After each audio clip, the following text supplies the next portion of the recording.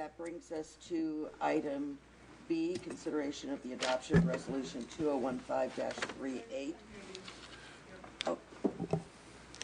Thank you. Welcome back. This brings us to item B, consideration of the adoption of resolution 2015-38. And staff report, please. Yes, thank you, Honorable Mayor, members of the council.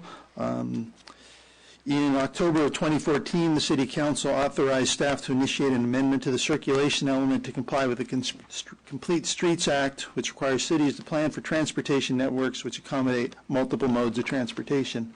The city's deadline to make this amendment is January 31st of 2016 to retain our eligibility for One Bay Area Grant or OBAG funding. So again, that was the deadline.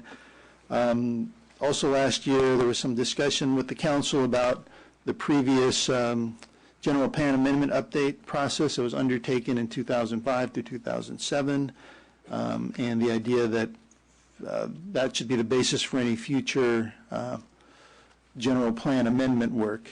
And so in this particular document, we both incorporated the several sets of provisions as discussed in the body of the staff report, which I'll go into, which include complete streets, which again, a multimodal transportation network. We've added a new section to the circulation element, section 6-4, which embeds the complete streets components. There's another component called Green Streets, which again is another regional initiative to ensure that the roadway network provides a certain amount of stormwater treatment and control capacity. So there's a series of policies in section 6-8 related to the Green Streets provision. We've also have embedded a number of the policy and program updates from the 2004 to 2007 update process into the document, which again was primarily a edits and reorganizations to the previous circulation element. There weren't a lot of substantive changes being proposed at that time. The Planning Commission did, in their review of the document, come up with a new section on alternative transportation modes, which is primarily intended to establish policy direction to promote and encourage alternative transportation modes to reduce dependence on single occupancy vehicles. So again, transit and bike, ped, very much sympathetic with the complete and green streets, with also the recognition of certain kinds of technologies and things like the sharing economy, and making sure the city is thinking sort of forward thinking as to how those sort of larger trends might affect the city's mobility. Lastly, there were some updates to figures throughout the document, as well as text updates, again, to reflect some of the reorganization that was done throughout the document. So the draft element was reviewed by both the Complete Streets Committee earlier this year, and the Planning Commission held several workshops and held the public hearing on July 23rd and unanimously recommended approval of the draft element before you. We'll point out there was some inconsistency between the Planning Commission language related and some language recommended by the Complete Streets Committee related to program 21 or C21 .b, which is noted on page, this is page 4 of the staff report. There's some word as relates to street trees and landscaping features, and the use of San Bruno natives, or some sort of relatively minor word changes that I think are demonstrated pretty clearly in the body of the report, and I'm glad to discuss that at more length if you're so inclined. In any event, staff is recommending adoption of resolution 2015-38, and I'll be glad to take any questions you have. Thank you. Any questions from council or staff? I had one question, if I may. Of course. And John, I'm looking at the red line version, and I don't know what the heck the page number is on this. There isn't page numbers. Yeah. Okay, it would be policy C.37 under transportation management.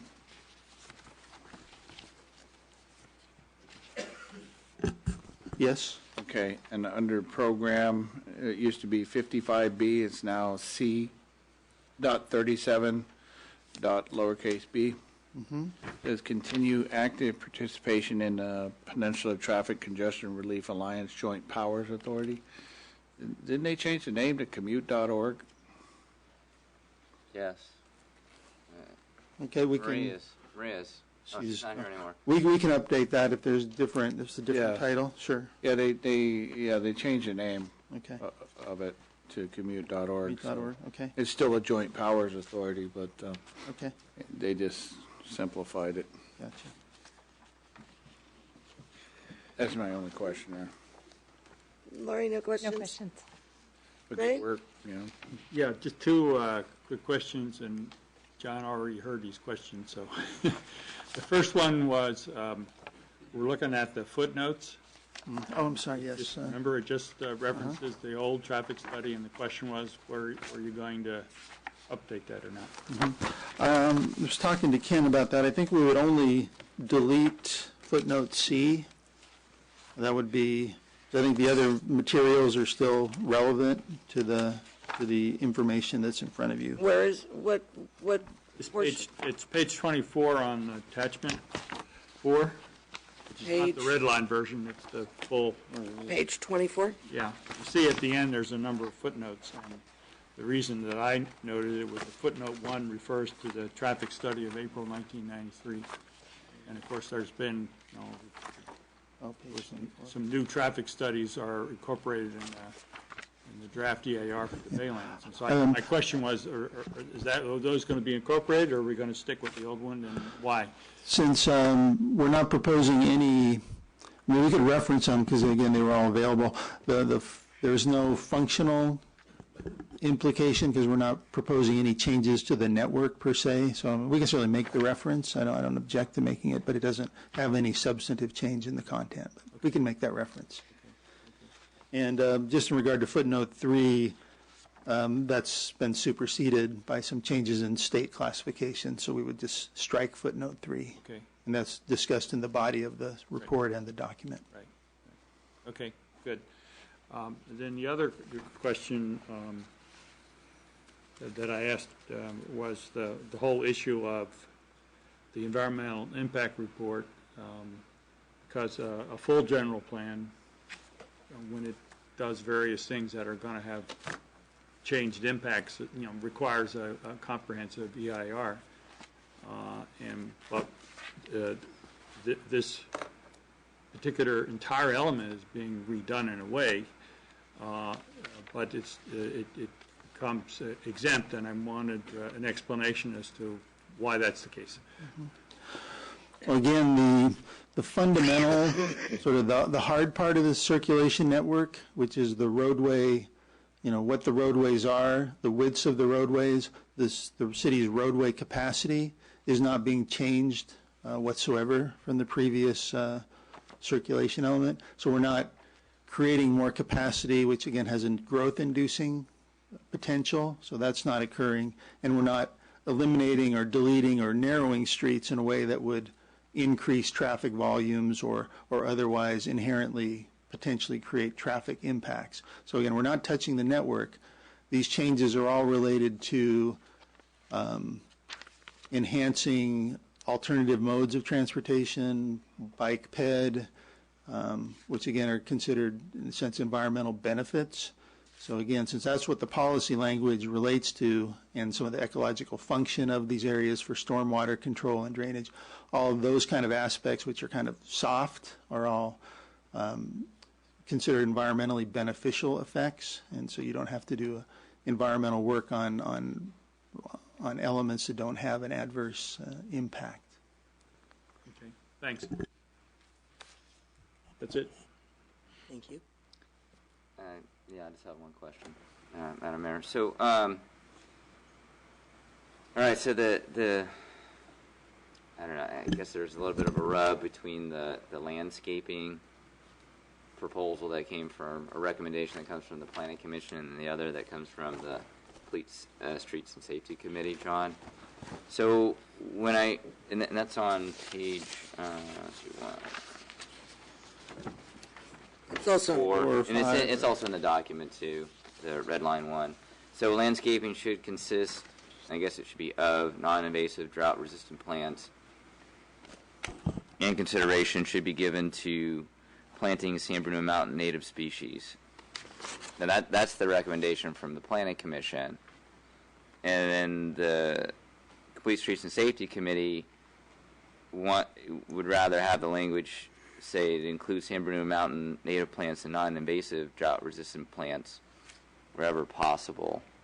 So is the Planning Commission's recommendation with that in line with Complete Streets and Safety? I mean, to me, I'm having a hard time trying to find the difference between the two. I think there's a little bit of sequencing here, because there was some language originally that was from the committee about consisting primarily of San Bruno Mountain natives, and that's the language that the Planning Commission saw, and they made some revisions. I think that attachment 3 language is actually really very new. I think that was submitted last week, so the Planning Commission never saw the revised language in attachment 3.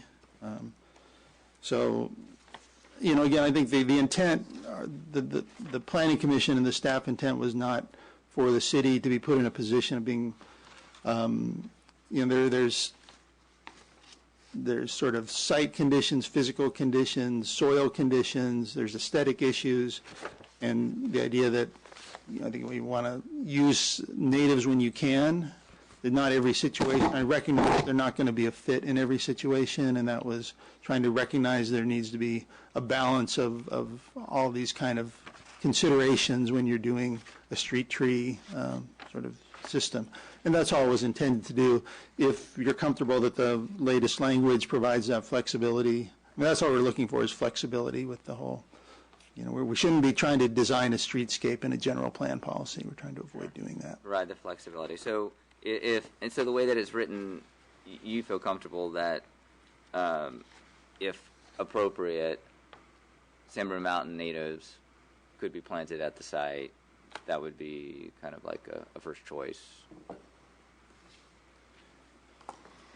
And that's where you get into the first choice thing, right? Is it going to be the default? I don't know if it'll be the default. I mean, you would look at the context.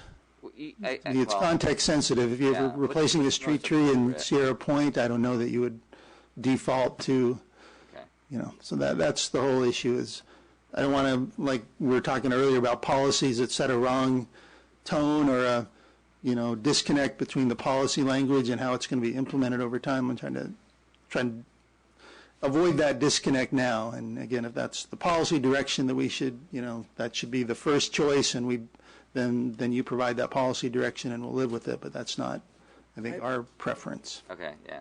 I just wanted to get your take on it, John. All right, thank you. you already, I already said mine.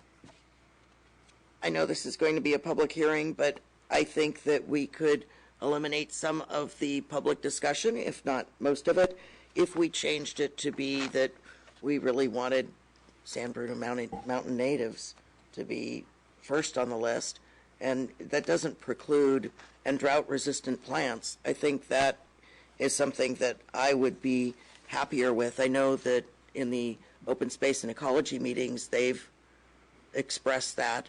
In the Planning Commission meetings, they expressed the want for that, but was discouraged by staff.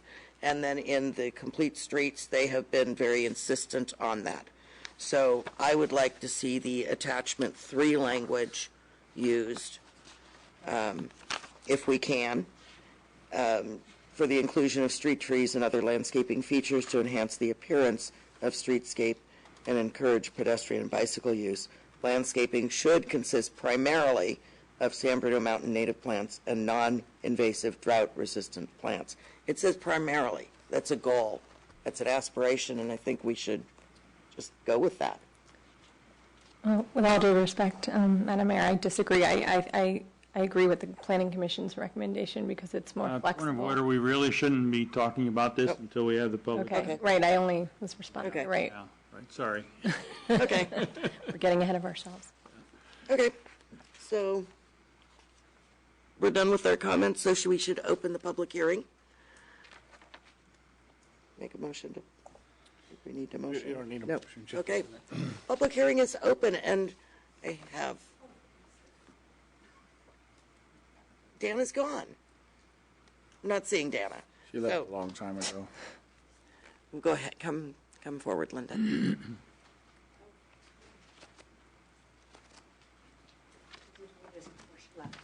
Okay, Thank you very much, and thank you for continuing the meeting. This is really an important issue to me. It's like a mantra to me that we do not live with the mountain in our backyard. We are living on the mountain. The whole bowl, all of it is the mountain, every curve. People living on the ridge are paying taxes for endangered species, and I would really like to see every possible corridor to propagate those endangered species throughout the mountain into our living community, which is their home. I have a serious issue with how this was presented to the Planning Commission twice. Initially, it was presented not with our wording, but the presentation started with, "This is all okay with me except for the landscaping." And so there wasn't any discussion. One commissioner wanted to continue to discuss it, and she was just left in the dust. The next meeting, the commissioners, Greg came in that meeting, and he was told that it had already been decided. And that's why this became such an issue. The way it was presented and that it was public hearing, and I don't believe there was a decision supposed to be made during those meetings or during those two hearings. So it just feels like something's rotten there, and I continue to believe very much in my heart that we live on the mountain. It's not our backyard, it's our front yard, it's our side yard, it's our neighbors, it's everywhere around us, and it's up to us. We're responsible for the maintenance of that mountain and the species that we're taxing people in this town to keep. Thank you very much. thank you. Colleen?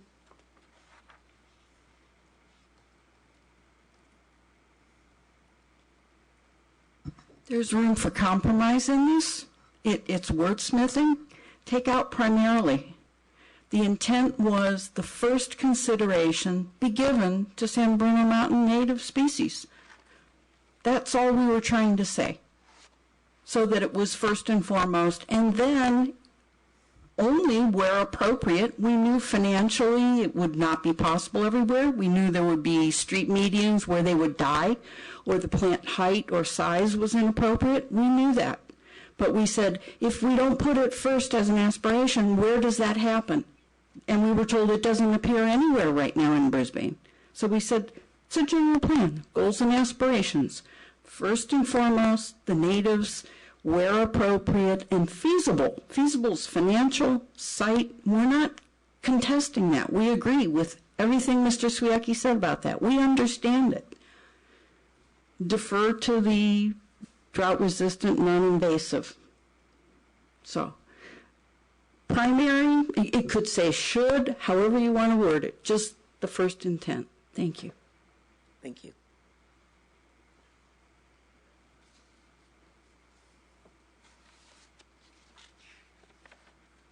I understand very well, Michelle Salmon, Brisbane resident. I understand very well that San Bruno Mountain native plants are not the appropriate plant for every, civic planting site. But they really should be given first consideration. And when you look around and look at some of the environmental disasters and some of the local unhappy plants that we're dealing with right now, had Crocker Industrial Park been designed with native trees, we wouldn't be faced with 40-year-old Monterey pines that are dying like crazy because they were all a monoculture of sick plants. And you look around and you look at street trees that are all a mess.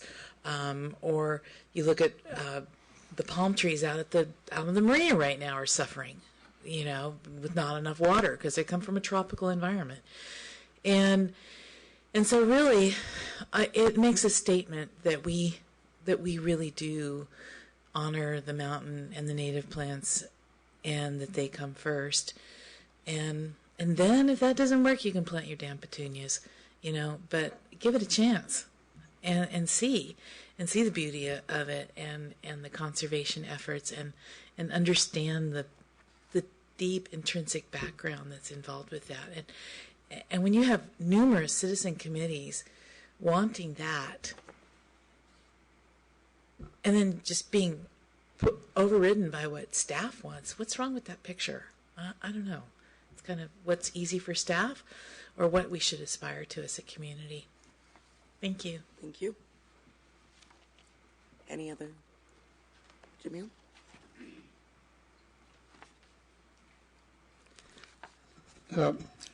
I was kind of puzzled by the reasoning given by the staff. They clearly state that the stated preference for San Bruno Mountain native does not recognize there may be safe soil or aesthetic. Now, if I look at the language that was submitted by 2015, the Complete Street Safety Committee, it clearly gives the way out that wherever is possible. It doesn't say that you must do it. So if they have to do this, if they have to consider this in any street landscape planning, there is a way out. It says wherever is possible. So I really don't know what they're talking about here, aesthetic, or what they mean by soil conditions. Nothing has been evaluated yet, and yet they are forecasting that there will be a problem. So that's the reason I think that the language that was submitted by the Complete Street Safety Committee should stay intact. Thank you. Thank you. And then I did see Dana left a note, and her concern is in the use of the, does not include the environmental things like the bioswales, C23, reasonable and practical by the city. Too much wiggle room, nothing ever gets done. All should be shalls, not aspirational. And C19 assessment district, C29 bikes program should be required rather than wiggle room, and C49 missing the word B. BE. So if there's any other members of the public who'd like to speak, we can move to close the, oh.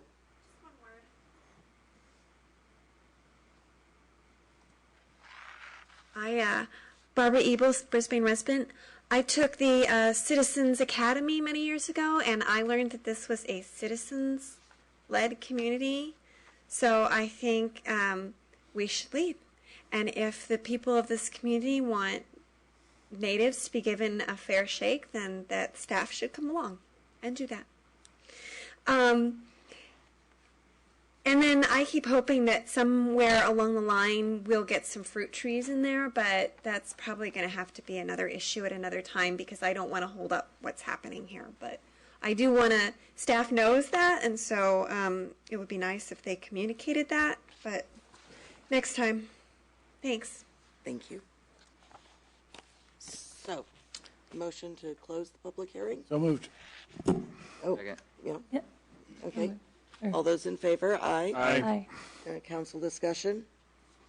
So, first off, I was just listening to what everyone said and kind of tinkering with the words a little, and I have a suggestion to show that there is this preference, but to still maintain the flexibility. I would suggest something along the lines of, for landscaping, San Bruno Mountain native species should be given preference in consideration with site soil or aesthetic design conditions. So that way it shows that it's the preference, but it's not a mandate, and that there's other considerations, but it will be the first thing that's looked at along with considerations. It seems like I hear. That seems like mumbling, we're but it giving seems- excuses. I think that, I don't think there's too much wiggle room. I mean, I don't think there's too much. Can I ask a question, Madam Mayor? Sure. I want to ask a question of staff. Actually, Randy, your department's the one that takes care of the medians and all the street trees and stuff like that. Do you have any suggestions as far as, I mean, you understand what people want. They want to use San Bruno mountain native plants, but in a lot of cases, they're probably not practical. Do you have any ideas of what would be the flexibility to allow that without saying primarily or whatever? Well, it's an interesting challenge, sir, because it seems like we're sort of coming at it from almost two ways. It strikes me that there are members of the community that think if you don't list it as primarily, that somehow we're never going to want to put them in. And frankly, from the staff perspective, we need the opportunity to not be required to put them in, because the trees and the plants we put in, we want to survive. We want them to put in an appropriate condition so that they're going to live, so the ground just doesn't go barren. In particular, the challenge you have with trees is that if you don't have a pretty significant biodiversity throughout your urban forest, when you get the one bug that comes in, whether it's the Thrambo clip that comes in and kills all the myopterum, or whether it's sudden oak death that comes in, or whether it's brown canker pitch that comes in and kill your Monterey pines, you're going to kill all your trees. Part of the other challenge is putting in individual preferences as you move along. It was interesting. You had a speaker go up there and suggest that we should just have the native trees, but then in closing remarks said, but I want fruit trees too. And so those aren't native trees, and it'd be a real interesting conversation to go back and talk with an arborist about, what trees are even native to the mountain. I mean, there are many people who would go back and say, well, go look 150 years ago. There weren't trees there because there were Thule elk grazing across it. So it's an interesting conversation to have, and I think there's a really good reason why the council allocated $50,000 to do a study for a tree palette throughout Crocker, and that's a process we've got underway. So if you could find some way in there as you craft the language so that you clearly represent that you have a preference for species that are native to San Bruno Mountain, that's absolutely fabulous. But just recognizing that if you pin yourself into that, then I don't think you're going to have a successful, diverse urban forest and species of low-lying plant vegetation. And I guess, my brain's not functioning right now to try and even craft some language that's going to be happy. So, it's like, can we do we have to do this tonight? And maybe come up with some suggestions here, because I think people are going back and forth with what's right, what's not right, the semantics, and and really it is a case-by-case basis of what's going to be appropriate. Personally, I can't see a buckeye tree on Main Street because it's probably not going to function, and it's a deciduous tree. But the language that the Complete Streets has suggested, and that I've heard repeated through the other meetings that I've watched, was that we're making this recommendation, but there is wiggle room.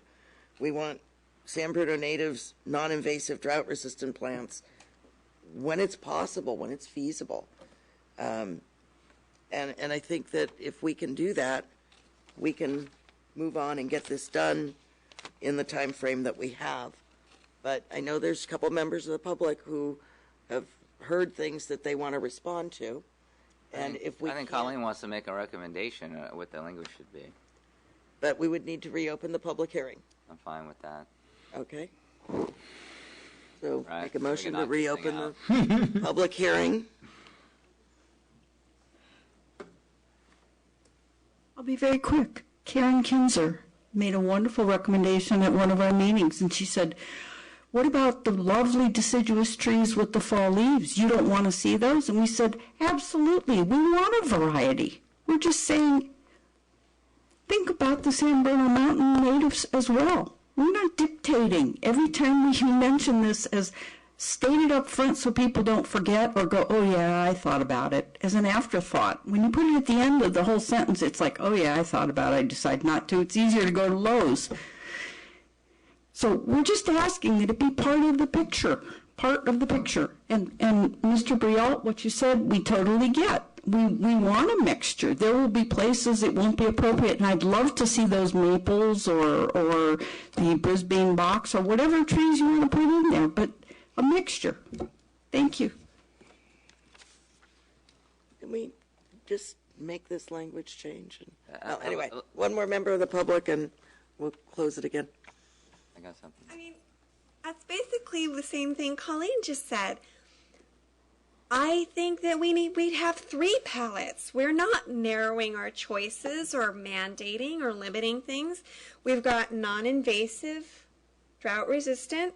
We've got San Bruno Mountain natives. And if I had my way, we'd have some fruit trees. So we'd have 3 different palettes to choose from. That's not, I don't understand. I really don't understand how I said that we have to put all native trees. I don't get that. Thank you. Motion to close the public hearing? So moved. Second. All in favor? Aye. Okay. Can we get 3 people to agree here? Yeah, well, may I? Yeah. Of course. Well, to me, I'm trying to figure out why there's such a controversy here, because to me it seems pretty simple that, we put landscaping should use San Bruno Mountain native plants where possible. In any case, plants should be non-invasive and drought resistant. I mean, you put, San Bruno Mountain plants, native plants where possible, which is what everybody is saying. And then the second thing is, of course, we'd like them to be, non-invasive and drought resistant. And so just a matter of changing the order and making clear that there's, as you said, it's not a mandate, it's just, okay, it's a preference.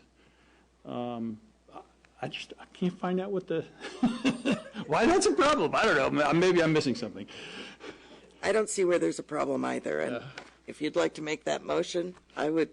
Okay, I'll make it. Okay. Second. Point of clarification, where does it say where possible or feasible? I don't see that in the staff report. In his, You just said in his My language. just proposed it. Where feasible. Yes.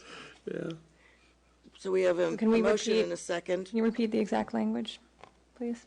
Well, the language that I said, just the language that I wrote when I was going through this, was landscaping should use San Bruno Mountain native plants where possible. In any case, plants should be non-invasive and drought resistant. Second. Or no, you already seconded, right, Clara? So We have any discussion? I don't like the word possible. I think it should be feasible, because then it shows that it's not just, well, we can do it, it's possible. It has to be looking at, the site, the soil, the aesthetics, the design. I think a feasibility analysis has to be done. as Yeah, to each well, site. Not that big a difference. if you're happy with the word If that makes you feasible, happy, I mean, I'm it's fine. happy with revising it to Yeah, feasible. yeah. Amend it's that okay. motion. All right. Second. Okay, all those in favor? Aye. Aye. Aye. Thank you. All right. I have a couple other minor changes I'd like to suggest before we pass, if I may. Oh, okay. Okay. Just have a couple other things. That was just on that language, I guess. Yeah, no, Okay. and I think we've done that, so just a question, I'm now just going through, I just have a couple of things in policies, and what do you think is a good idea or not? On policy C6 on page 10, it says investigate and pursue traffic calming features for Visitation Avenue and Old County Road, provide for greater pedestrian comfort and safety at street crossings. I'm sorry, which, Policy C6 on page 10. Page Draft 10. circulation element. This is the basic, attachment 4, this is the basic one. Sorry. some of them just don't have page numbers, it makes it difficult. This has pages, It's on yeah, the page 10. attachment. Non-red line. Yeah, not the red line one, attachment 4. I found that easier to get through. The red line one was confusing, and format jumped it all over and everything, so. Here.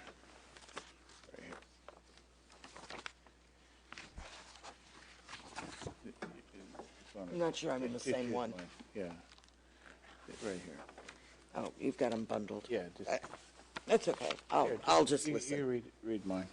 I read it. You ready? Or you working on it? What page are we looking at? Page 10, Yes. That's it. Okay. Got it. policy C6. So it says some good things about visitation in Old County, and I'd like to add San Bruno Avenue as well, because you certainly need greater pedestrian conference, that's where the school is, and safety at street crossings. So why not San Bruno Avenue too? I think in a way, it's even more needed there. Yeah, kids go down that all the time Right, exactly, from the school. exactly. I'm good with that change. Then I have a minor thing on page 18, program C35E.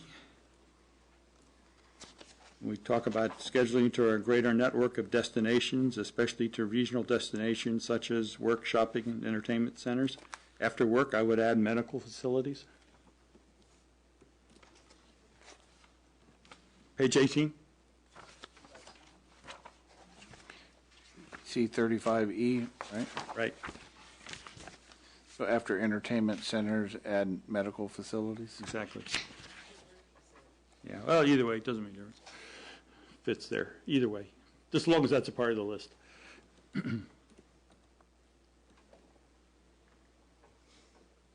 On policy 53, which I like, it's about alternative transportation and require vehicle charging stations. You know, the only thing I wanted to ask a question, it's all about electric cars, which is great for those of us who have electric cars.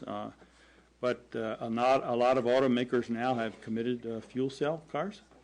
And so I don't know whether that's going to be the future or whether electric vehicles are going to be the future. So I was just going to suggest maybe we might just have another program that says a similar thing about fuel cell vehicles. And it's just encourage their use, that's all. As another alternative transportation option to internal combustion. I have no problem with adding that. Nope.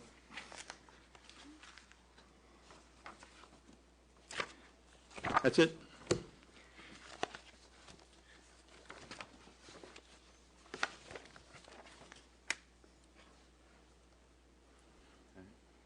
So on C49, this is where Dana's comment was missing the word be.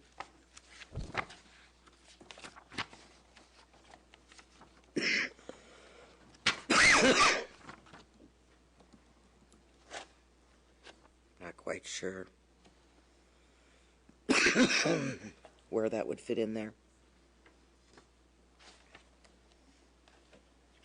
Staff looking at that.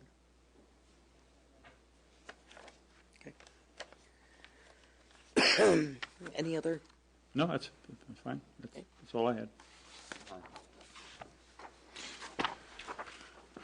Motion to approve With revisions? resolution number 2015-38 as amended. Second. All those in favor? Aye. Aye. Thank you.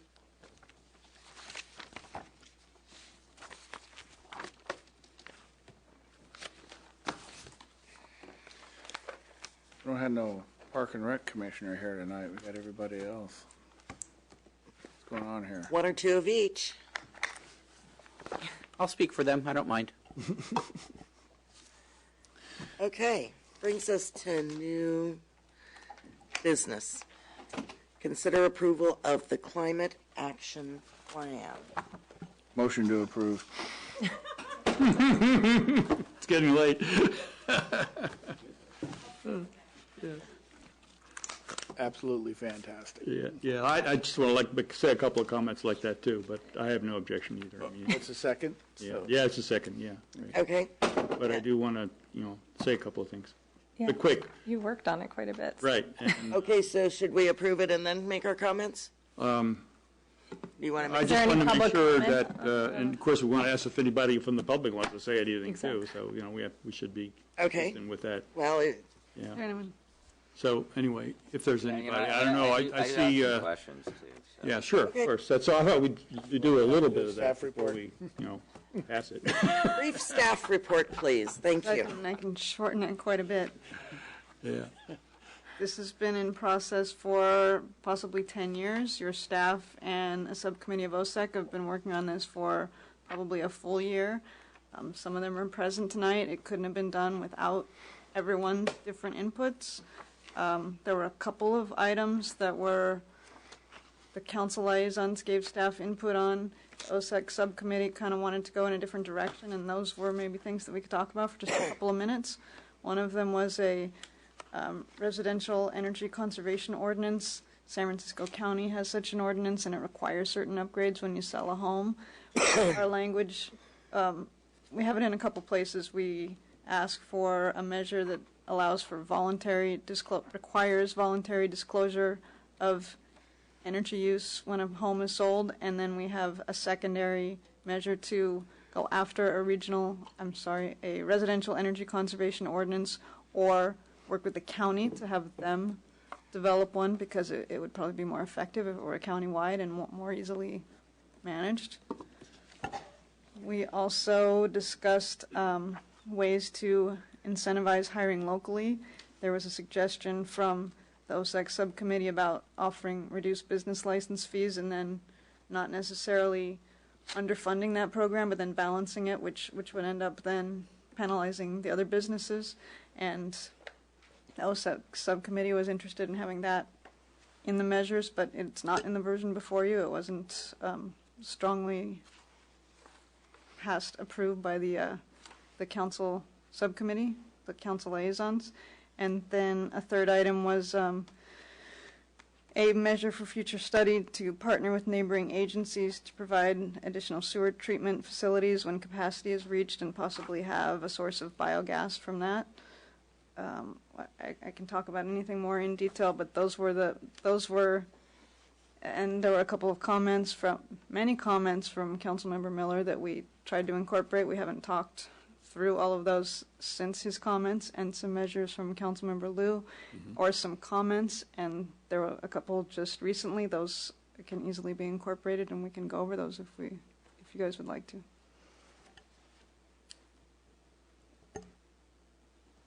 Sure.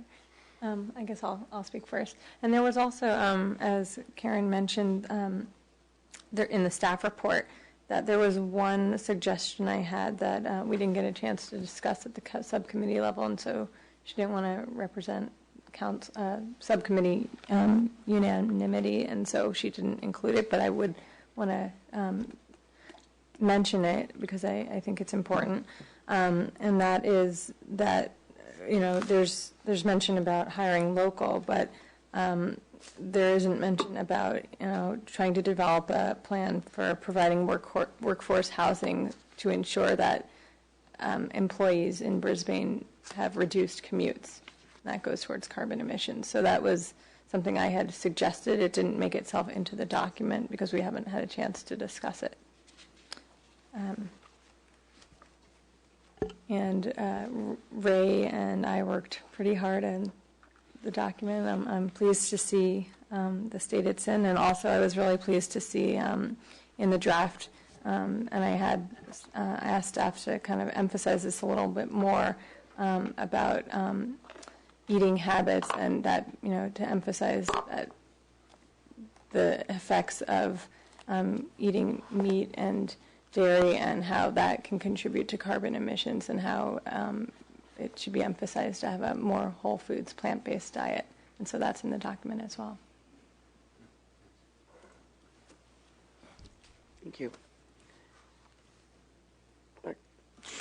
No, I'm really happy to see actually something a little more practical than what I think most of the cities adopted, and Brisbane's the only city in San Mateo County that didn't adopt this through CCAG or didn't take the funding at the time, because, they're putting out aspirations that just weren't even realistic, just doing pie in the sky stuff, and I'm very happy to see something that's very practical. So good job, everybody that did all the work on it. Thank you. Yes. Yeah, first of all, I just want to thank the Open Space and Ecology Committee for all the hard work that they did on this, working with staff as well, and of course our liaisons. It's a big document, so you know, I mean, I've gone through it, but you know, not in the detail that I think is needed. But I do have some questions about it. So on page 27, there's the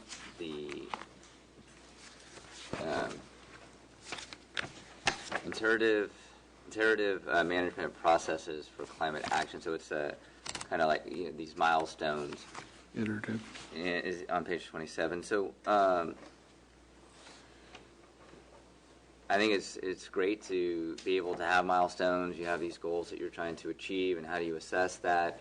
So in the document, are we recommending that working with the county to be able to kind of understand how we can set out goals and then achieve them?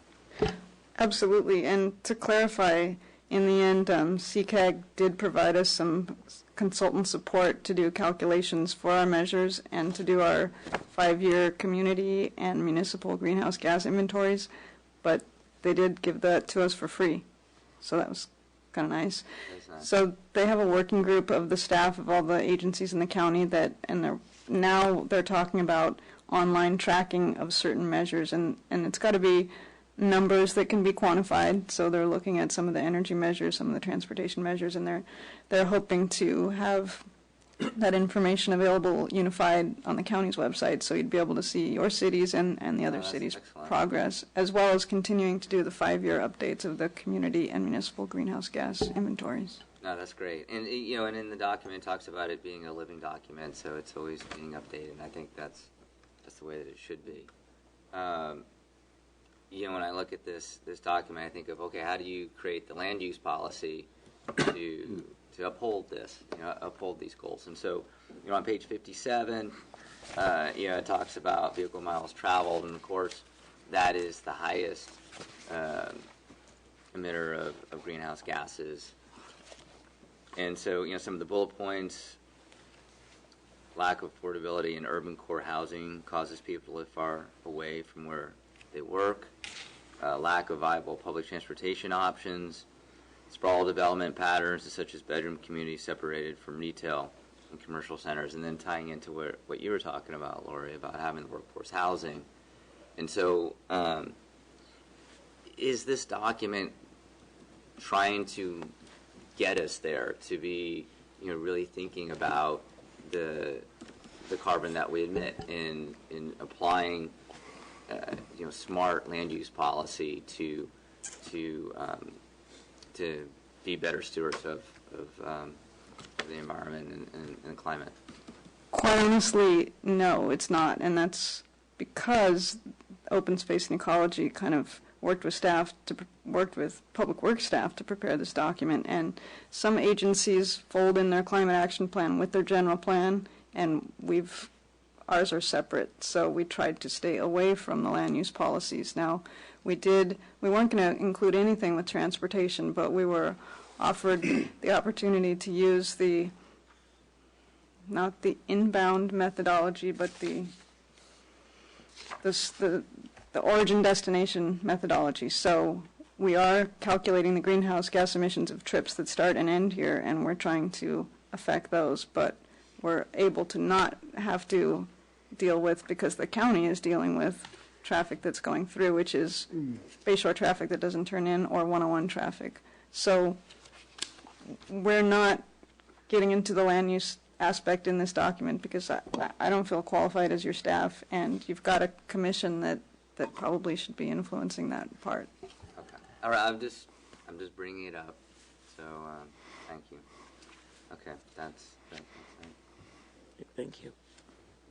Right. Yeah, I just want to reiterate, my appreciation for the completion of this final document, and I know that it's been in process, in gestation for quite a long time, and I think Glenn Fieldman has probably been on the subcommittee the whole time. Yeah, because there's been several people that have joined with you, but you've really been there the whole time, and of course the whole first part of this is written by her. which really shows that we're very lucky to have someone with her level of knowledge on the Open Space and Ecology Committee. So that's really great and express appreciation. I think we all would share that. I know Barbara's been on the committee more recently, right? Yeah. But I think Angela was there and others. I don't know. I can't remember all the people, but quite a few. But Glenn is the solid rock that was there the whole time. And so I think it really is well put together, and there are a lot of things here that I'm really happy to see that we're going to do. That's the intent anyway. And so the interesting realization I had was that we really are doing a lot of these things already, and we have been for years, and I think it's because we are, an environmentally aware community. But to see it all in one place and all the things that we know about and the state laws and, the information on carbon emissions and, all the various policies, things we're going to try to do to improve the situation and awareness of the tremendous problem of climate change, which is really probably the most biggest challenge facing civilization, and not everybody gets it, but I think we do, and the Climate Action Plan gets it, and also I wanted to thank the staff for putting together a lot of stuff really fast, because Laurie and I we're wordsmithers, and we all had a lot to say, and virtually in a week or two it all got incorporated, and then the committee went over it. I mean, the time frame on this was really short, and I think it had something to do with the Beacon Award or what have you, and I don't know whether somebody wants to talk about that, but anyway, it was a very short timeline, and you really pulled it together in a beautiful way, and so I'm very impressed and very appreciative. If I can follow on, staff is appreciative too, and in my longer version, I specifically wanted to mention Glenn and Barbara's work and their background and their knowledge. It wouldn't have been the same document without their particular help, one with her professional experience, and Barbara probably, I don't know anyone that probably has a lower carbon footprint, so nobody in the world. And we did have the opportunity. CCAG kind of guided us to applying for a Beacon Award, so we have reduced our community-wide and municipal energy use, and we've reduced our greenhouse gas emissions we've hit the targets, and we've done above and beyond the number of sustainable practices in each of 10 different categories, and the only thing left was to get the Climate Action Plan adopted to be able to get an award this year. So that's kind of why your staff threw everything at it for the last couple of weeks and got you this document. So I'm just astounded by the work that the committees and the staff have produced, and so proud to be part of it, and that we're going to try to make some headway and make a difference. It all starts small, and hopefully it has an influence in the big picture. Keeps us all safer and alive. So with that, do we have an emotion to We already have approve? we got a We have motion. to Call approve? Question. And Yeah. so, did a member of the committee like to speak? Briefly. For all your hard work. Thank you, Madam Mayor, members of the council. Really appreciate the appreciation. I just wanted to say that I'm glad we got this done too, and I'm proud of it in some ways. I think, in the introduction, I tried to lay out the seriousness of the problem, and this is a really good down payment on it, but I want to urge the council especially to push the county to do some things, because there are some things that we cannot do very easily in Brisbane. We're always threatened with business moving somewhere else or things not happening if Brisbane does something and nobody else does it. And I think there's some validity to those arguments. So I really hope that the council will push the county hard on some of these things. Particularly, if you look at the emissions that are not related to transportation that are in Brisbane, they have to do with the commercial sector. And one of the best things we could do, and I've been talking about this for at least the whole 10 years I've been serving on these subcommittees, is we need to get every business audit its energy use. Because that by itself provides information to business. It will show them how they can save money and reduce their carbon emissions. But it's really going to be hard, I think, for Brisbane to require an audit by itself. So that's something that the county probably needs to do. And I hope the council will push hard on that in addition to the residential energy use reduction measures that we have proposed. And the second thing is would like to make an ask, which is that at some point the council roll this out to the residents of Brisbane and perhaps hold a town meeting about climate change, because one of the amazing things, and I don't have any information, that's specific to Brisbane, but opinion polls show over and over that people are starting to get this, which is really encouraging, but there's really a lot of ignorance, and I think the seriousness of it really hasn't registered. So, we do need to encourage individuals to do the things that they can do, including eating lower on the food chain and things like that. But it's kind of hard to do that if people don't really understand what's going on here. So I'm hoping the council will consider some sort of public event around climate change and our plan, and talk to people about what they could do, and have a discussion of this problem, because I certainly agree with Ray. It's the biggest problem that we have. So there are some other things in this plan that are suggestions for the council, and I hope that you'll give those some serious consideration. Thank you. Thank you. Go ahead.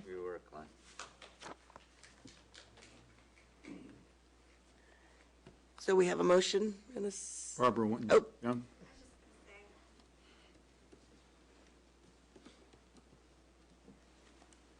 I have a love-hate relationship with this climate action plan because I'm of two minds. One is that this all needs to happen so much faster than it is happening. And the other is that I respect that we need to take an incremental approach. And so I just hope that staff or council will continue to support us with staff time, because we need to start working on that 2030 plan pretty soon. Thank you. Call the question. Now we can vote on this. Mm-hmm. So we have a motion and a second. Right. And Sherry remembers who that was. I can go back if you want to know who that No, that's okay, as long as you remember. Write it down pages ago. Yeah. Clark made I made the and motion, I Ray seconded. second. Okay. Yeah. So all those in favor? Aye. Any opposed? Good, thank you. So should we extend the meeting till midnight? So moved. Second. All in favor? Aye. Aye, thank you. Brings us to item B, to discuss staff compensation. Staff report, please. Madam Mayor, it's council's prerogative, but we do have the consultant that is recommended on item 3, if you wanted to deal with that issue first. Yes, I'd like to do that. Okay. Okay. Consider authorization for city manager to execute a consultant agreement with MIG Consultants to prepare park site at Brisbane Village precise plan. Yes, thank you. In July of this year, the city issued an RFP to 8 qualified consultant firms to prepare the precise plan. The city received 5 proposals, and 3 firms were interviewed by the Economic Development Subcommittee earlier this month. So recommendation of the subcommittee to enter into an agreement with MIG to prepare the precise plan.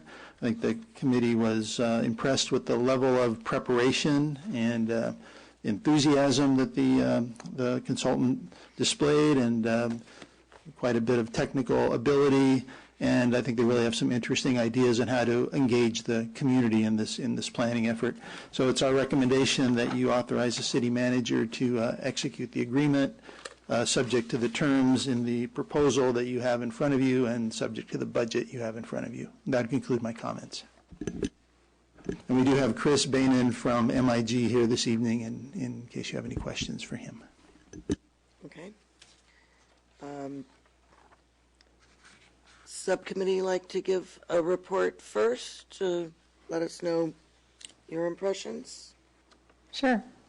So we interviewed 3 different firms, MIG, M Group, and Urban Field Studio. And we were impressed by MIG, as was mentioned in the staff report, because they really had, they seemed very well researched. They knew a lot about our town and our community and how we wanted to keep that small town feel. And, and also have a really sustainable development. And so they had some really interesting ideas about how to go out into the community and do these pop-up workshops, like literally at farmers markets and on the streets, and taking tape and marking up streets to show, hands-on what certain things would look like in terms of, circulation, for example. We liked that they also used the economic analysis person, Dina Belzar from, she's the one she was president and participated. Actually, she chaired the Crocker Park TAP, the technical assistance panel through ULI. So we felt like she had a lot of familiarity with Brisbane already. And their document was very readable, yet also thorough, and they gave us a good sense of confidence that they would be able to really produce a good, document in terms of the precise plan. So. Okay, and did you add to that? Sure. MIG was by far the best of the consultants, hands down. And as Lori had mentioned, they had done their homework. They really want the job, and they did a very thorough understanding of our past and where we are today and what we'd like to do in the future. They're very keen on partnering with the county, with the health system, to engage in a healthy community workshop, which I think is a very good way to engage the community. So, there's really nothing more to add to what Lori has said. I know that Chris is here. He's a very dynamic individual, and he will engage the community in a way that I think will bring out the best of what our committee would like to see moving forward with the area across the street and the entryway to our city. So, unless there's other questions of us, maybe we should have Chris come on up and talk to you. Yeah, Chris, I apologize for the length of the meeting, but I think it gives you a really good sense of what our community is like. How thorough we are. Yeah. So that's perfect. So. Okay. Did you want to ask any questions of staff? Would you like to come up and introduce yourself? Want a cup of coffee?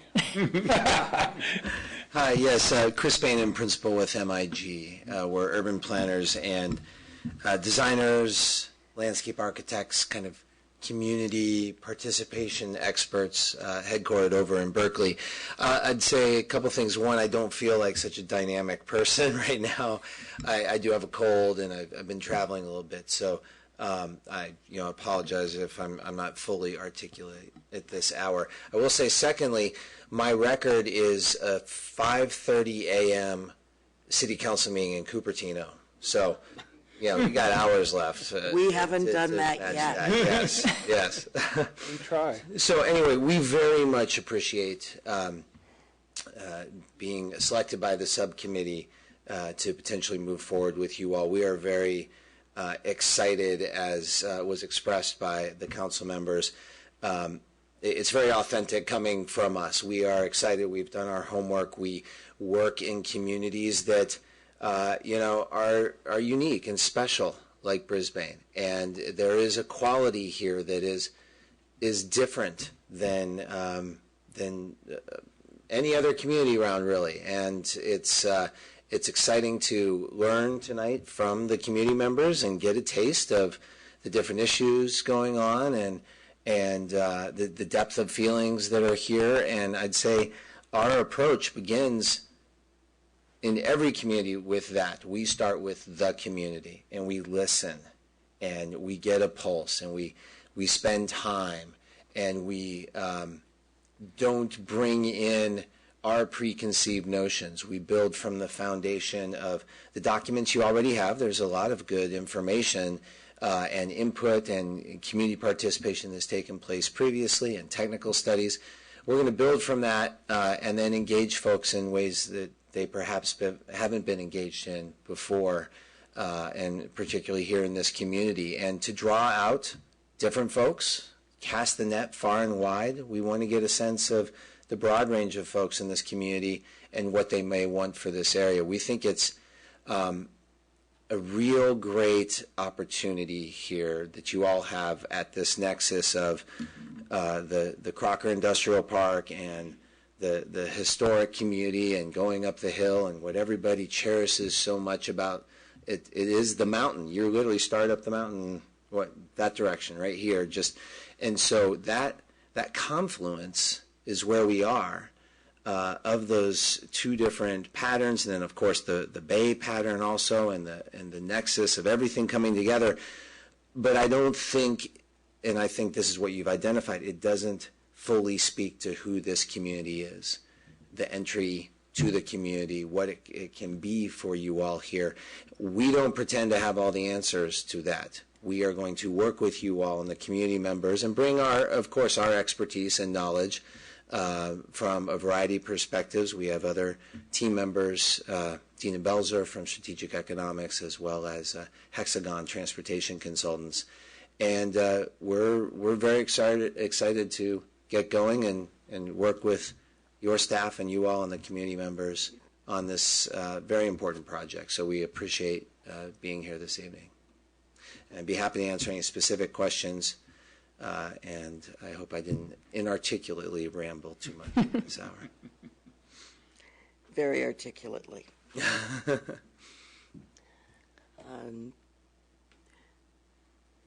Perhaps, I'm not sure, do we have questions? I don't have any right questions. Now? Okay. Thank you very much. Thank you.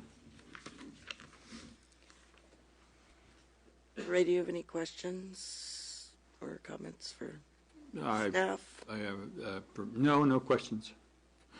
Okay. I have a comment when it's appropriate, but no questions. Okay. Clark? No question. Nope. So we do have some slips. Do we want to open?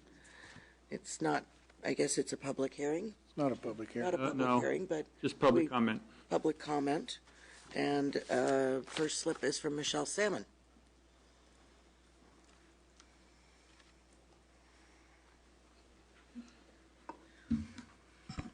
Michelle Salmon, Brisbane resident. I feel a little bit like we're being railroaded on this.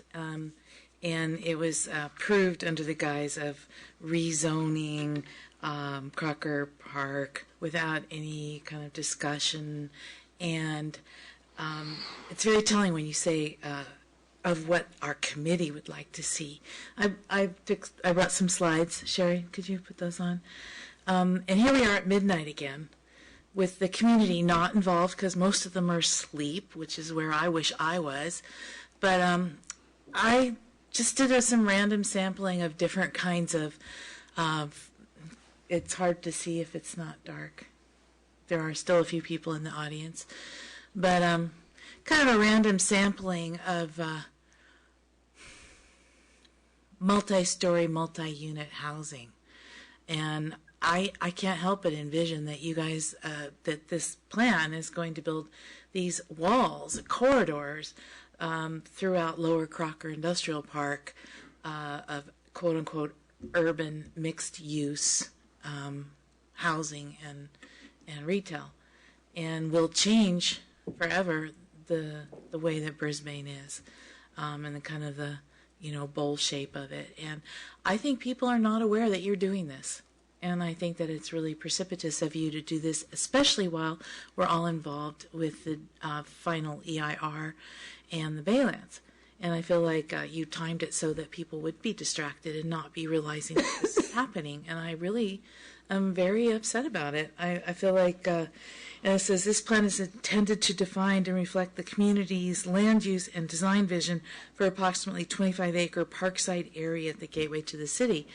Right now, you've asked everybody to focus on the EIR and the Baylands, and then you do this at the same time.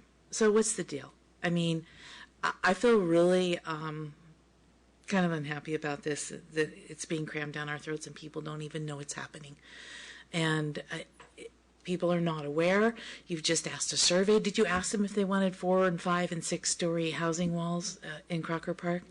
We gave up the Northeast Ridge for the great compromise that got us Crocker Industrial Park. I was laughing tonight when you were saying about Crocker Industrial Park in 1980 general plan. It was on April 3rd, 1980, that LAFCO gave Brisbane the permission to annex Crocker Industrial Park. It wasn't ours, it was county land. And we worked hard and made a lot of sacrifices to get Crocker Industrial Park. And to kind of squander that without really having a better discussion amongst the community if that's what they really want, and spending $200,000 like that. And I could foresee this coming when we had the TAP. And it's no wonder that people that are doing this report for you are so familiar with Brisbane and the local area, because they were involved in the TAP. And at the time, I felt like we weren't listened to at that time either. And I feel like it's going to be the same old thing. And you'll do what the economic subcommittee wants to do, so you can have your Starbucks and your retail. I mean, what about the retail that's there now? It's like we built a multi-use building right where the gas station used to be, and it's still vacant at the bottom. It's still vacant. So, I'm really concerned about this, and that the people don't know that this is happening, and that they have a lot on their plate right now with what you're asking people to look at on the Baylands, this project, what's going on with VWR, and, it's 11:59 at night. How many people do you think are paying attention right now to what's going on? It's not fair, it's not right, and it's not Brisbane. Thank you. I have another slip from Colleen Mackin.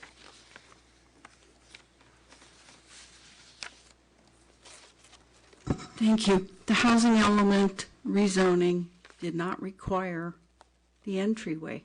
They're two separate projects that have been glued together. Every one of you on the council has been on my side of the fence standing here at one time. I voted for every single one of you. Before I voted for you, you all pledged to always keep an open mind and an open ear to your constituents. I'm one person, but you have a whole town, and I haven't heard one public hearing on this project. I've heard the housing element, and suddenly it warped into this. I'm not even saying it's a bad idea. The consultant's proposal is very impressive. But what I'm saying is, you've got people in town are talking about it and going, how did this happen? And I agree with Michelle that it's being slipped under like a sleight of hand, and it's going to come back and blow up in your face. At the very least, you owe it to your constituents to say, maybe we just went a little too fast, and maybe we were just enthusiastic. Let's just have a hearing and see what people think. At the very least, you owe that to your constituents. Thank you. Thank you. Any other members of the public who would like to speak on this? Seeing no hands. Who would like to start? Would you like to make some comments? If you like. Some of the comments that Michelle made and implicitly Colleen made, I made when this first idea came up, which was during the budget time, and there was a request for the $200,000 for the consultant. And my response at that time was that I think, doing a really good planning for this area is an appropriate idea. But doing it right in the middle of the Baylands process is an awful idea. And it's just tearing the community in a whole variety of directions that makes it almost impossible to do either one as effectively as we'd like. So I'm really extremely unhappy with the timing. I think it really is going to detract from the Baylands process, which is by far, I think, in terms of the future of the community, more important and much more intensive and requires a tremendous amount of knowledge and engagement and reading and comprehension. And at the same time, we're going to try to get people to think about this whole thing too.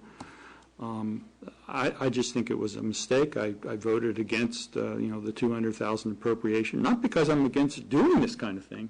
I'm against doing it now. And no offense to the consultant. I think, your work seems great, and I'm pleased that, you're interested in us, and that, it would be very nice one day, to do it when the timing is right.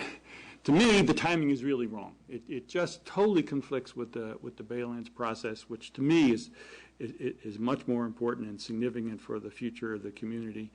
And this really detracts from that, interferes with it, conflicts with it. It's just a bad idea.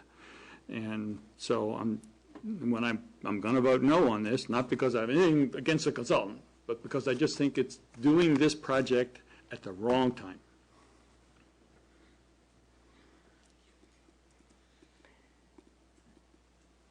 Clark? Well, I already know how this vote's going to go, just like it did on the budget time and general plan or on the housing element. My prediction. Anyway, I know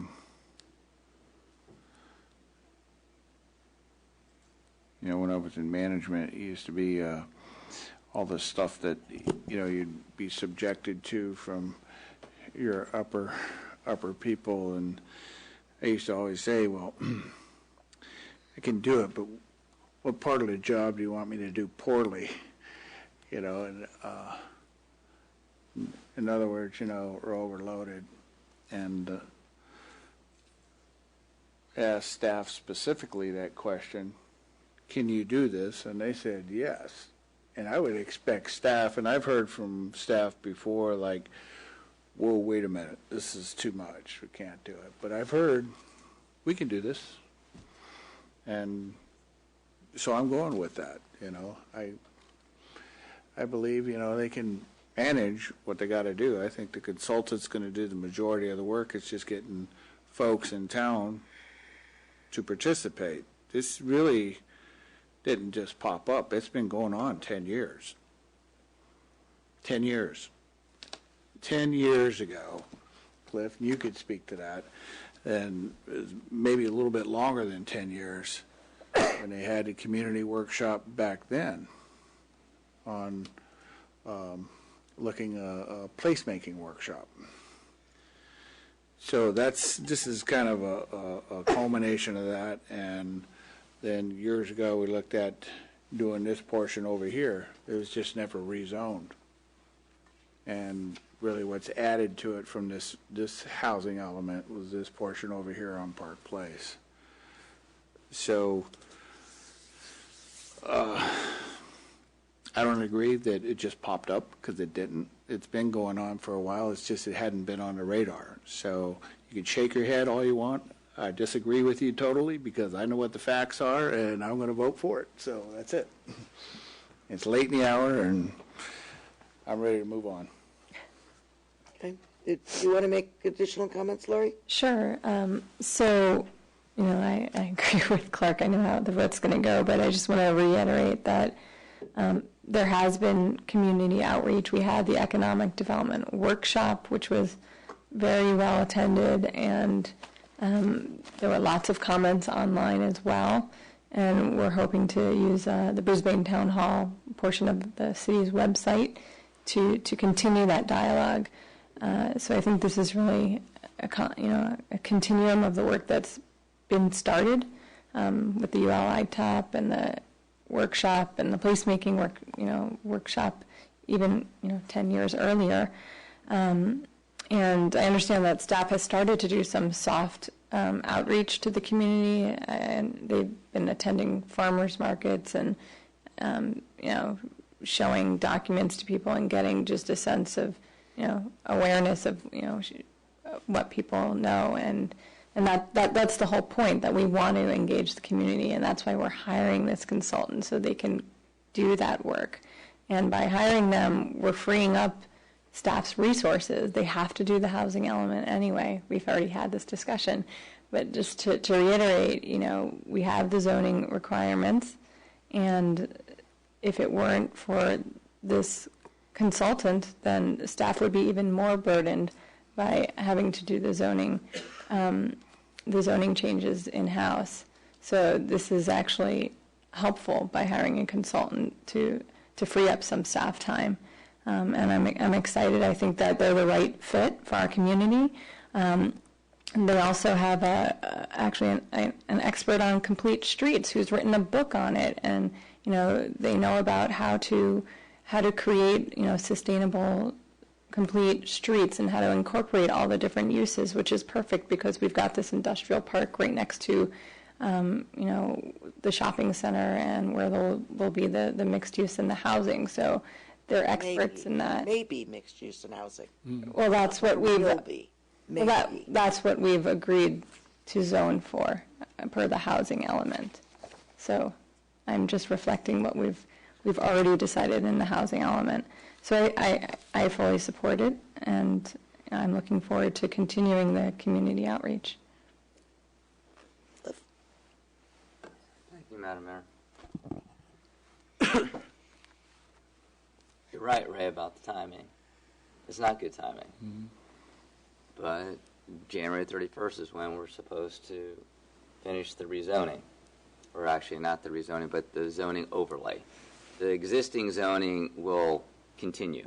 We're just doing a zoning overlay. We know that if we do not move forward with the zoning process, that we put the city at risk to be sued. And our city attorney, Michael Roush, he was former Pleasanton city attorney. And the city of Pleasanton decided to say to the state, stick it in your ear in regards to the housing element. We all know what happened to them. They lost millions of dollars by not doing their fair share of the housing. So we can zone these properties that we've identified in our housing element, but without having a precise plan, we then allow the developers to decide how the buildings are going to look. Precise plans give the city the tools to say what we want, how these buildings interface with the rest of the community. The buildings that you showed, Michelle, now granted the heights aren't going to be that high, but how they look, that could be something that could come down our way if we did not do a precise plan. Precise plans provide opportunities for us to be able to identify what we want to do. And we just dealt with our climate action plan. It's you want to take this information and use it. And so I'm going to just read a little something from the letter that you wrote in this document here. It's at the bottom.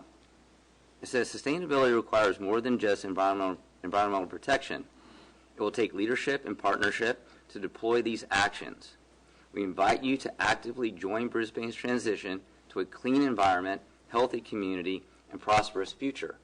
That's what this is about. And that's why we've hired MIG to help us with that process. So I am making a motion that we move forward and hire MIG to do the precise plan for our city. I'll second that motion.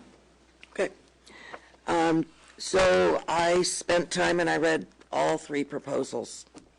And in the proposal by Urban Field Studios, they said for this to be workable, it would be 5 to 6 stories of residential and mixed stories.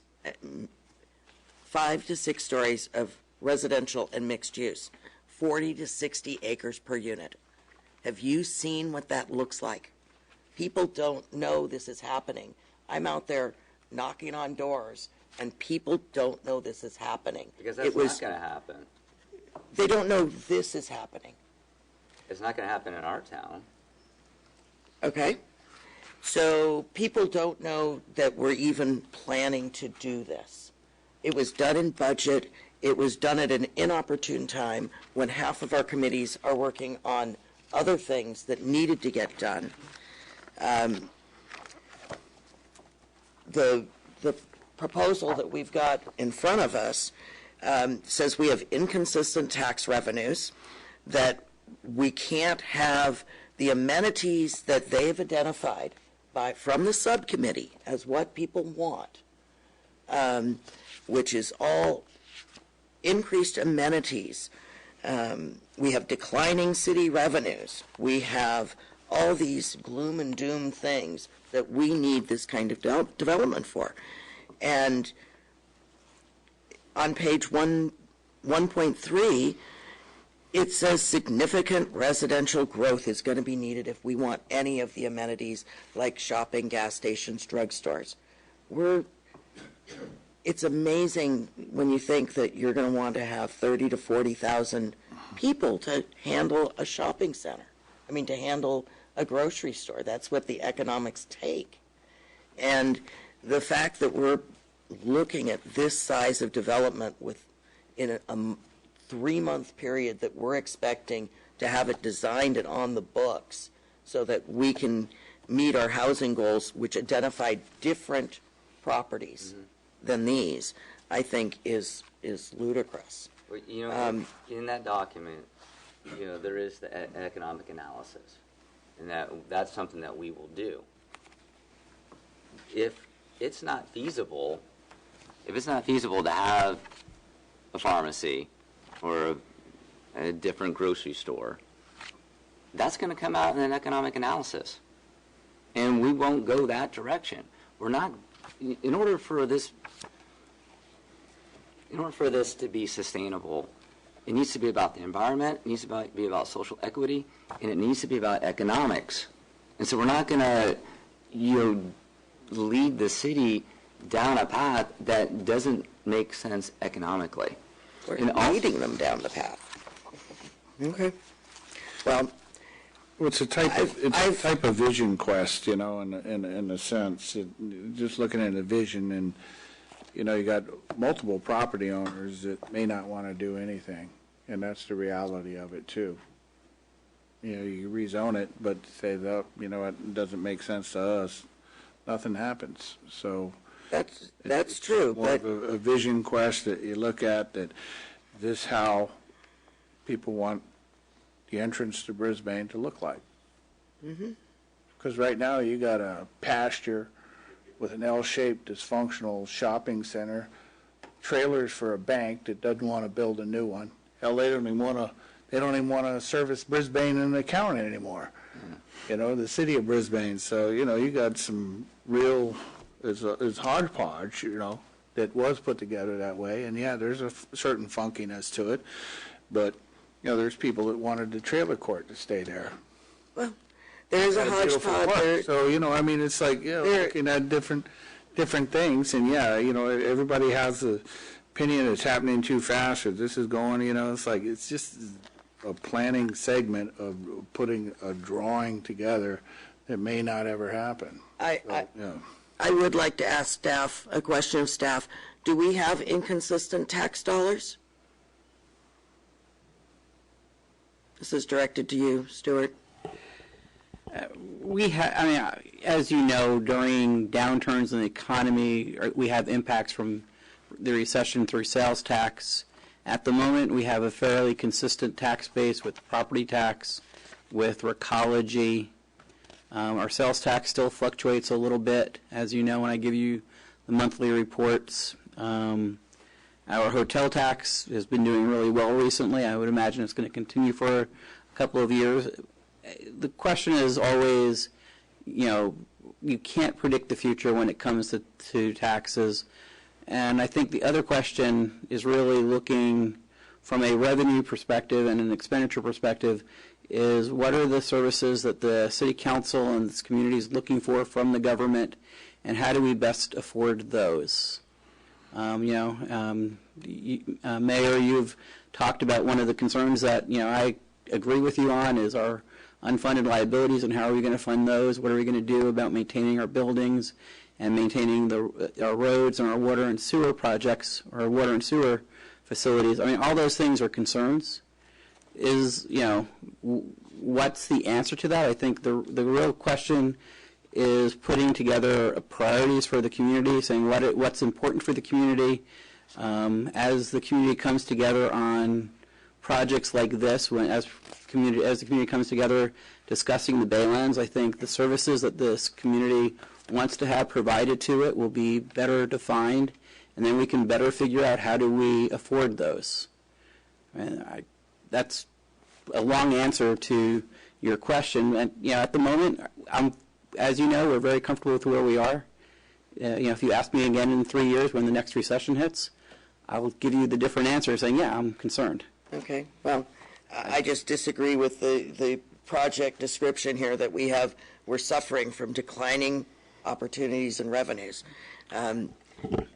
ULI, who did the TAP report, we've never agreed on the TAP report. We've never had it discussed in council as far as if we agreed with their report. It's never come to us.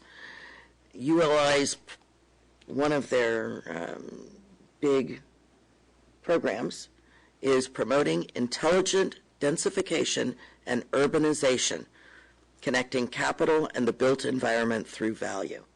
They are about dense growth. This is what we want to bring in to the beginning of Brisbane.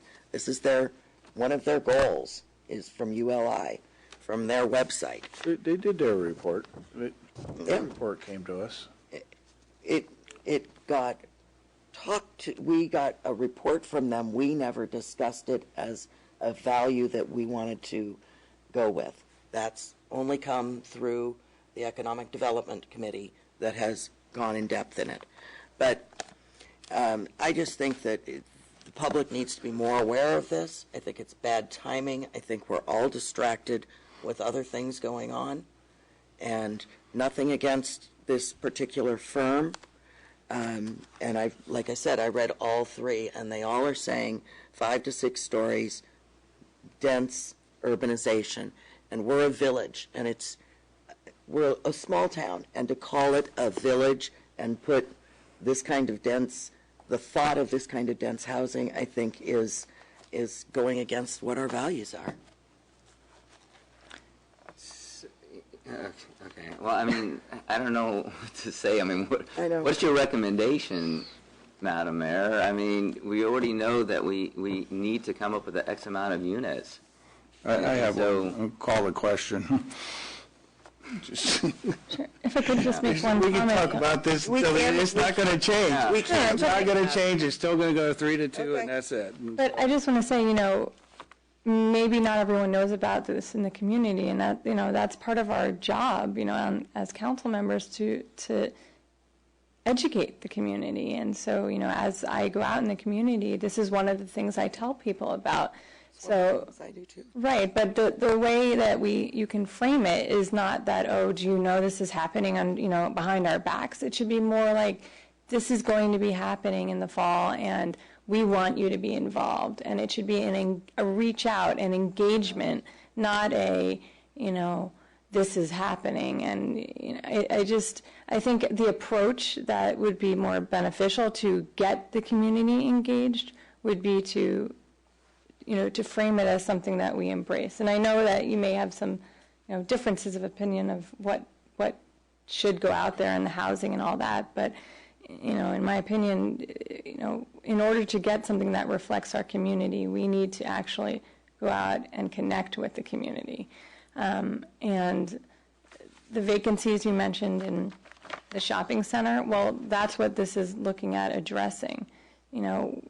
Yes, we do have vacancies, and we need to figure out why and how we can bring in more business from within Brisbane and from the adjacent communities that use our roads every day.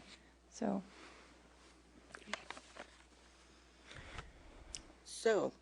this is to decide if we're going to extend the contract, and we had a motion and a second. So all those in favor? Aye. And those opposed? No. Aye. So there you go. Okay, good. You were right, clerk. I know. Surprisingly so. I wrote it down before we started the discussion. I knew where I was going to go. Okay.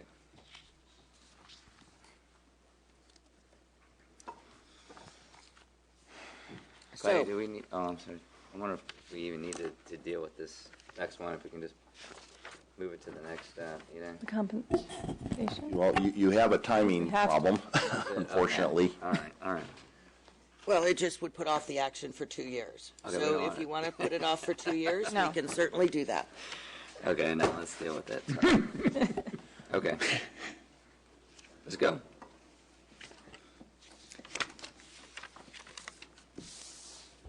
So this brings us to out of order item B, to discuss council member compensation and give direction to staff. And does staff have a brief staff report? I will try to make it as brief as I can. City Council currently gets paid $165 a month. The law says that for every year that you haven't raised your pay, you would be allowed up to 5% increase. You have not raised your pay for 33 years. That would give you about 165% of an increase, or $272.25. That would be the City Council can increase its salary up to a maximum of $437.25, and that's exclusive of health care or any retirement benefits or reimbursement for actual costs. We currently offer, as far as reimbursements for costs, we offer an auto allowance at $300 a month. You are offered a phone allowance that's at $30 a month, not the $50 that it shows in the report. $50 is the maximum that anybody in the city could get. You get $30. And we also offer an internet allowance for connection for internet at your home for $50 a month. Not all council members take all those allowances. You also are entitled to health insurance. The maximum amount of health insurance that you can get is $1,957.21 a month. That's based on if you have a family and you are covered. Not all council members take health insurance. If council members choose not to be covered by the city because they're covered in some other fashion, they can get a monthly stipend, which is lower than that. And that is $511.80 a month. Not all council members even take that. At the time that we brought this to the City Council during the budget session, this council directed staff to have our compensation consultant do a compensation study. That's before you. That you have that before you tonight. As the compensation study shows, you are the lowest salaried employee City Council out of the ones that we normally compare ourselves to, and you are ranked number 3rd in total compensation, and that's mostly due to the amount in health insurance. Our health insurance benefit is higher than most other cities provide. Also, other cities do not provide either the auto allowance, the phone allowance, or the internet allowance. It seems like probably a lot of those have combined that into their salary. Although some get a technology allowance, and some right. get other meetings and technology. Other meetings and technology, correct. So, So a short version of this, can we agree on a figure to raise our salary to that's within this guidelines? What was your, I didn't hear you. Can we agree on a figure to increase our salary to that is within these guidelines? I have a suggestion. Sure. Why don't we just transfer auto allowance to salary so it's an even push? And, in other words, take $272.25 out of the auto allowance, put that into salary, and then $27.75 to be the auto allowance. Make it simple. If I can ask a question, Stuart. So, like driving down to League of California Cities Conference, San Jose. So if we were doing something like this, would I be able to give you my gas receipt, parking? Because, right now I can't do that because I have the auto allowance. I also go to a lot of other, event. None of the board meetings are here in North County. They're always in the South County, San Mateo and Redwood City. So I'm hoofing it down there. And so, do you get compensated if you don't have the auto allowance? Employees who do not have auto allowance are reimbursed at the IRS rate. We could do that for the city council if that was what they chose to do. I would probably bring that back as part of whatever ordinance as part of a policy for the city council. If you were, what you might want to look at is if you were still going to get $27.75 a month, you might want to do something where if you are driving within the county, you wouldn't get reimbursed. If you drive outside the county, like when you're going to San Jose or you drive to Sacramento, you would get reimbursed. That would be a way to find that. Makes it complicated. I think it's too complicated. I was going to suggest just moving the salary to the median. What was it, $4.90? How about if we eliminate $250 of auto allowance and then take the rest out of internet allowance and put it in salary, and then whatever is left over, so it just stays the same, basically. I thought that the point of this was to make it where it was somewhat equitable, where you weren't losing money by sitting on the city council. As it is, we're probably making about 15 cents an hour. And those are slave wages. And I think that the point of this was to make it where we could actually bring in people who may want to run that weren't completely independently wealthy to do that and make it achievable for other members of the community. I don't think we're just trying to balance out the pay from one. But I think Clark's suggestion actually brings us up to about as far as we could go anyway, right? Right. Right. On the salary. Yeah, right. Yeah. Right. Yeah, that's what I'm suggesting as far as the salary. Right. The salary goes. Right. That's what I'm saying. It's just trade-off. Right. So it is not increasing the compensation. No. Okay. Well, it's increasing the city council pay, but the overall compensation remains pretty much flat. Right. I don't think that was accomplishes the goal. I don't think that was the goal. Okay, you got another suggestion? I think we should increase the salary to $400 and leave it at that. Laura, you I had suggested increasing it to the median amount. I think it was $4.99. The maximum. We can't go that high. Right. The maximum you can go to is $437.25. Right. Which would still be below medium. Right. How about You had said that? the median salary is $4.99. Auto allowance. But Then go to the maximum, which is well, still I didn't below. hear the last part, Clark. Sorry. I was saying, how about go to $437.25 and $150 auto allowance? Yeah, that just showed with me because, we're a little out of line on the auto allowance. We're the only city that does that. Yeah, I don't know, other cities do reimbursement? We never did. I think a lot of them do, but not all of them do. Yeah. And I We're think, also on the north end of the county. yeah, I We do think that, we should shift a lot of the auto allowance, as you say, to the pay. And then I think we ought to set up a policy that when people are actually driving beyond that, then they should be reimbursed. That's all. I think if you're getting any auto allowance, it'd be really hard to get reimbursed and Well, very I mean, you'd have complicated. to, But Well, this is just if we're not increasing any Well, I just made a suggestion for an increase. compensation, then it's not really. I have a question for staff. So I think you had said that some cities have a special payment for meetings, a meeting allowance. And Sure. So if you It have seems to- meetings that are not city council meetings, so when we had the redevelopment agency, there was another payment for redevelopment agency meetings. So what other cities have done is for their other meetings that they hold, they would have a compensation. Would that include subcommittees? Because from my understanding that No, I that's mean, what takes up quite a bit of our. No, I mean, it would be for meetings like the GVMID or like the Brisbane GVMID Financing Authority. From a staff perspective, from a philosophical perspective, if you remember Bell, that's where the Bell council members got into a lot of trouble because they were getting paid a certain amount as a council member, and then they were getting paid different amounts for every one of their meetings. I mean, I think if you're looking to do something with your salary and you want to get more compensation, and as I said, the purpose of compensation is twofold. It's to make sure that you're adequately compensated for the time that you spend here, as well as the mayor said, as well as ensuring you have a large enough pool of qualified candidates.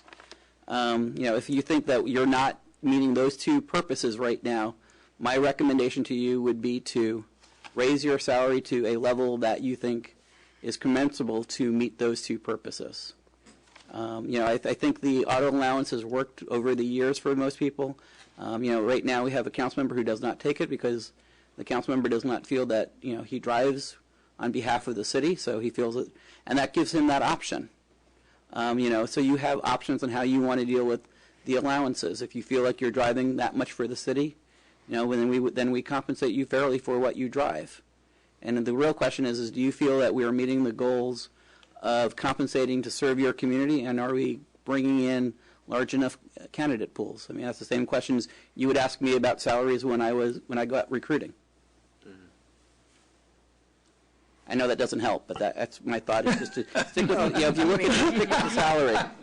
We have other benefits, and certainly some people take them and some people don't. Right. And so it's not an across-the-board compensation, as no employees really are across-the-board compensation. Okay. I think it should be a $400 fee. We stay within the guidelines, and it seems like a fair and reasonable number. Well, I'd rather put it at the max then, and then pull a little bit off of one or the other. But leave it to where it's more. Say the 437.25, and then you guys decide what you want for auto allowance. You want to keep it at 300 or what? I know, Ray, you probably I'm most on your car. I'm fine with Terry's suggestion of the $400, going from 165 to 400 and leaving everything the same. I think that would be fair. Lori? I agree with Terry. I think that's a good compromise. Well, that's 3. And it makes for easy computation. That's 3. So we will bring back an ordinance at the next meeting that reflects that. We will then have the second reading at the November 5th meeting, and it will go into effect on December 5th. And if your later on in your calendar, you will see that the first meeting in December is December 8th. So it will go into effect with when you seat the new council, and it will go into effect for all 5 council members who are seated at that time. Thank you. So, can I have a motion to adjourn? Can we do this? What about, We're going to postpone all the rest of the stuff? I think Supervisor Groom Sensitive one, the wanted us. county task force. Yeah. The Affordable Housing Task Force, they want to have us appoint a person to be the member. There's some meetings coming up starting in. Was this a letter that we got that? It's in your packet. Right. It was the second to last item. From Okay. Supervisor Groom. Yeah. I'll recommend. I mean, I can do it. If no one else wants to do it, or You're on Hart, right? So it kind of aligns No. with that. It seems like it aligns with your interests. Okay. And if you're available, I'm not available during those times. Okay. Yeah, I'll do it. It's okay with me. Actually, you're on the Affordable Housing Subcommittee, as I recall. Yeah, right. But there has to be somebody who's going to be around for a while. Okay. So you're the Yeah. obvious person. Good. Okay. Herb looks like she's getting a little. And we have this, Fine with me? Madam Mayor, we have the schedule. Do we need to approve that? Or we're going to push that off? I have no problems with the schedule if anybody else has a problem with it. Yep. We don't have to schedule it, we just have to acknowledge it, correct? Yeah. Right. Okay. Yeah. The only issue would be if we get too overwhelmed with too much stuff and it doesn't look as if we're going to get through before 1 o'clock or 2 o'clock in the morning. Maybe we might need another meeting in October, that's all. Oh, we'll get out way. But we'll know that on the 15th, right? Yeah. We'll get out way before 1 today. And I just want to note that November 19th and December 17th meeting, I have a conflict, but I'll come here. It's the Community Choice Energy Advisory Committee has meetings on those evenings. So I'm going to advise them that I'm not available. And our alternate will not, Clark will not be available either. So if they don't change the dates, then I will miss. It's a Tuesday meeting? Right, because of Thanksgiving and Christmas, they've changed the date for the November and December meetings. Yeah, I'm just looking at that December 8th date. That. Well, we don't all have to be here for every day. No, you're right. But yeah, well. It's just when we choose. December It's 8th just. might be an important one. That's just when we choose a mayor, Cliff. That's all. Well, you know what? I can make a change. I can make a change. That one is probably important. Yeah, I'm sure you're for that. Okay. But you don't have to be there. Yeah, no, sure. So a motion to adjourn? That's Ray's swan song, man. Second. Motion to adjourn.